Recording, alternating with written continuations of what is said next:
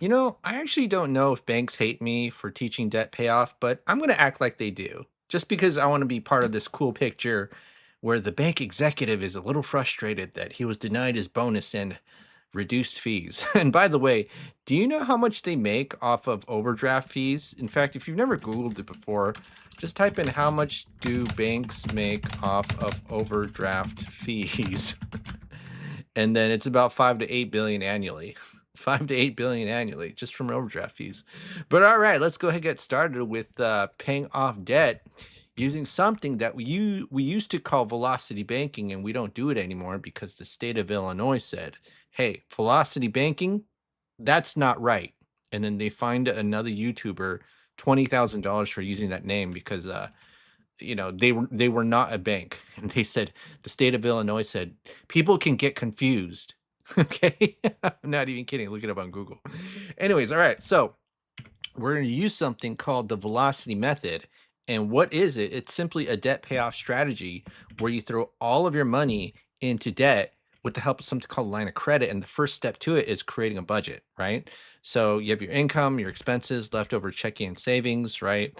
And so this could be, a two-person household income where each person makes about 4 grand, right? That could be realistic in this scenario. And I know that, $8,000 a month, that's like 140K income. And in some parts of the country, that's actually poor, right? Like if you live in like Northern California, New York City, I think $140,000 a year is poor. But in other places like, I don't know, Arkansas, West Virginia, I think 140 means you live like a king or a queen, right? So what we're going to do is create that budget because our budget is our debt attack plan.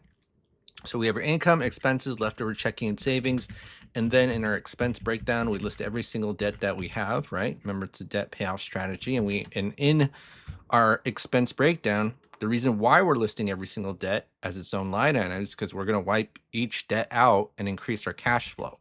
And then what we're also going to do is put in all of our personal expenses not tied to our debt in just one bucket: food, gas, insurance, and all that, just to make the demonstration easy, right? $2,000 a month. Okay. And the reason why we do this is because this is different from debt, right? Just personal expenses, like food, gas, insurance, you always have to pay for, even if you're debt free. But with debt, once it's gone, you don't have to necessarily incur it back, right? And then so what we're gonna do is we're gonna assume we have the same income, okay, same expenses, and then we're gonna put our checking and savings into zero. See, the way we were socialized and brainwashed by society is that you should save money, right? In fact, if I type into Google, okay, I'm going to type this into Google. Should I save money? And look at all this AI propaganda. Okay, yes, saving money is highly recommended. So AI propaganda, that's what we have. Whereas we're not going to save money. See, the way that we treat our checking account in the average American banking style is that the money is, or I'm sorry, the checking account is the final destination for our money. Whereas in the velocity method, it's the line of credit. Line of credit. Okay. Now, why do we use a line of credit as the final destination of our money? It's because it is the only financial tool that the bank has where you can dump your entire paycheck in and immediately get it out the moment after, right? You can't do that with credit cards. You can't do that with loans. Okay. But with the personal or home equity line of credit, or if you're running a business or business line of credit, you certainly can do that. And that means that even if you have a higher interest rate, okay, you can still use it to pay off your debt because it provides the ultimate flexibility in order for you to do so. And the reason why most people cannot do it, cannot overpay any debt, is because, especially with the most common types of debt like credit cards and loans, is that when you overpay a credit card, you can't get that money out, right? When you overpay a loan, you can't get that money out. Like, yeah, credit cards are technically a form of a line of credit, but if I overpay, put my entire paycheck into one credit card, I can't use it to pay the other credit cards and the other loans, or it's really hard. And you have to pay a lot of fees for that. So we're not going to do that. Okay. What we're going to do is we're going to put our entire paycheck into a line of credit, and we're going to assume we have access to a $100,000 8% line of credit. Now, I'm going to give you a reality check here. If you make a lot of money and you have a lot of debt, and you go to the bank, hey, Mr. or Mrs. Banker or Miss Banker, you know, or he, she, it, or whatever you want to call it. Yeah. uh, can I get a free and clear $100,000 8% line of credit? And they will laugh at you. Why? Because banks don't lend money to people who need it. Banks don't lend money to people who need it. People who need money, according to the bank, are bad people because they don't pay you back. That's why you can't get a line of credit in when you need money. But a lot of people get confused. You know, I recently got an email where someone told me, like, you know, you could clearly see from the email that the person needed money, and then that person said, you know, I'm going to a bank. And I said, good luck, because I don't discourage anybody from doing anything. No harm in applying, maybe a ding on your credit report, but so what? But as a general rule, I never go to a bank when I need money. I go to a bank when I don't need money, because I know what the bank is thinking. People who need money don't pay you back, right? That's like the biggest risk to a bank. I mean, there's two things a bank hates, right? Number one is someone who's 90 days late on payments, and number two is someone who pays off their debts way too early.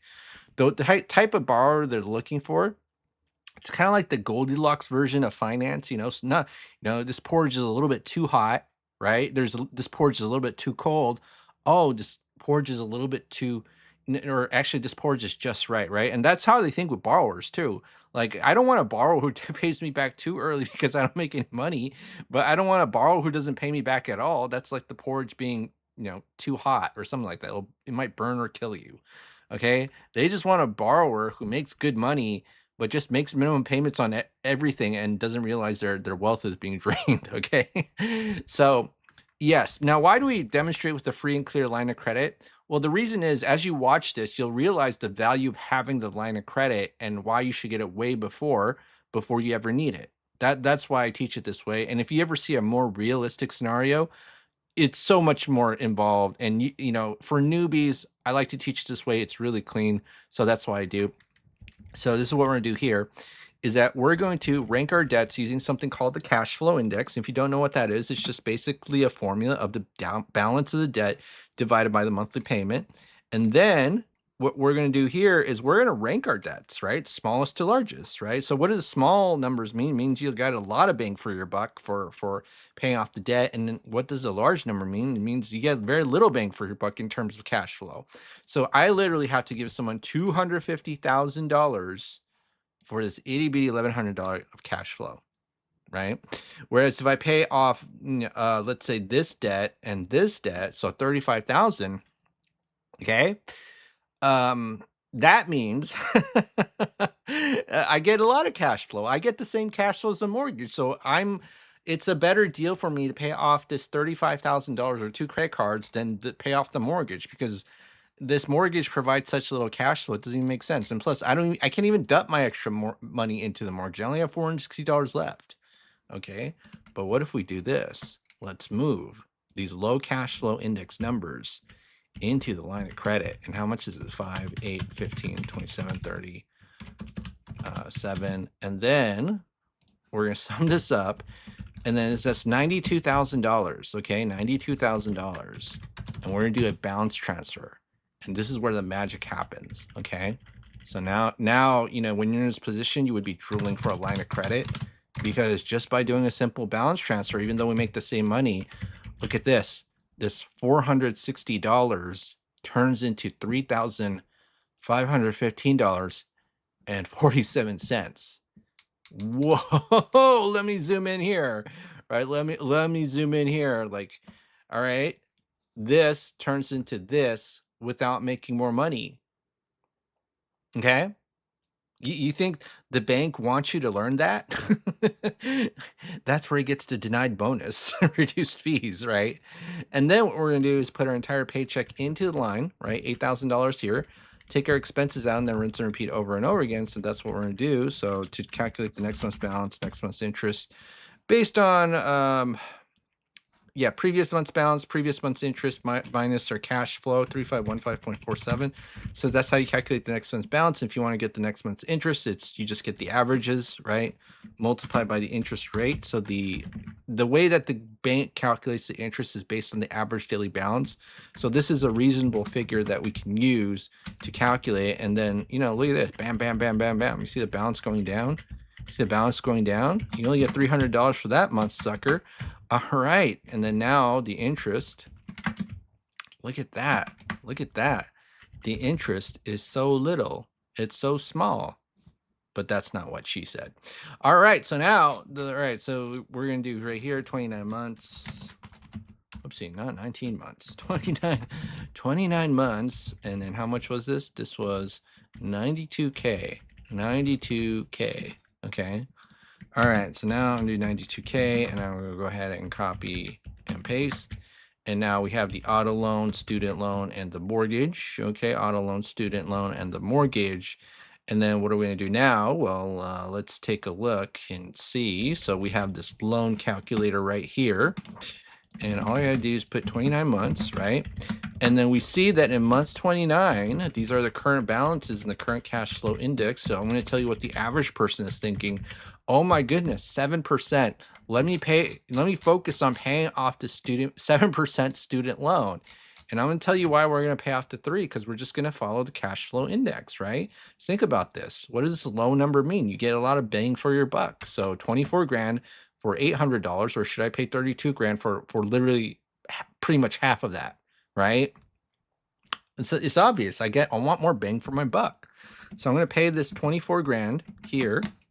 Okay. And then I'm just going to move it into a line of credit, Z line of credit. I'm going to do this right here. And then it's going to be plus 24626.02. And then what we're going to do is we're going to get our $800 of cash flow back, because we just simply moved the current balance of the auto loan into the line of credit. And that's what we did here. So that's a $0 now. And let's see our updated cash flow. Whoa, look at that. Over $4,000. I kind of sound like one of those morning radio traffic guys, right? Actually, let me do this. Give me 1 second. Can you explain, I can't say these words, in the voice of a morning radio traffic persona? Let's see what we get here. Yeah.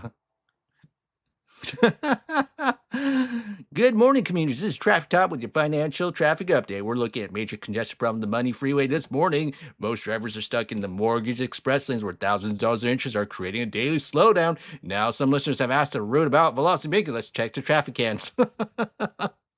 Oh man. Why do they all sound like that? It's kind of like reporters. Like, it doesn't matter what ethnicity the reporter is. Somehow they all speak with the same accent and tone when they're in front of the camera. Okay. All right. So now let's go ahead and do this. And what was that again? Month. What was it? Oh, did I update the cash flow? I didn't even update the cash flow. So it's going to do. So our cash flow is over 4 grand. Holy crap. All right. So 29 months. That's this one. So let's update the cash flow here. And then this is going to be 4342.03. And then now in 35 months, this is all paid off. So we got paid the 35 months. Yeah. All right. 35 months. And then it's going to be 92 plus 46. So that's going to be 138K. Okay. And then we have the student loan and the mortgage. So that's going to be 35 months. So it's going to be 0, it's going to be 35. And then now we have the current balance here. So we're going to just pay off this loan. So I'm going to kind of give you a rule of thumb. I don't want to be too detailed or nuanced here just because I don't want to confuse anybody. But the higher the cash flow index is and the lower the interest rate of a loan is compared to a line of credit, you can do something called chunking, or just moving the piece of the loan into a line of credit and not paying off the entire loan. And, if you ever see me do a comparison, I always tell you, don't move a 30-year mortgage into a line of credit. By definition, a line of credit will always have a higher interest rate because the interest rate represents, two things: the risk of the borrower and how much access you have to money. And because the line of credit is a two-way street, much easier. Okay, it's much easier to pay off that I'm sorry, it's much easier to access the line of credit, but it always have a higher interest rate. But let's just do this. This is a 7% loan. Let me move this into a line of credit. And I'm gonna just do this right here. I'm gonna copy and paste, right? So it's gonna be plus 31055.41. And then let's get back to cash flow of the student loan. So it's gonna be $464. Okay. And then I'm gonna go ahead and do this, and this is gonna be 4806.46. And then let's see how that changes things. And then now it's $42, right? So now, or 42 months. What am I talking about? Not $42. 42 months. That's right. That's right. So it's 138 plus 40 and 178K. And then now we have the $250,000 mortgage. So at 42 months, so we got that, and that's the current balance of the loan, right? $233,000.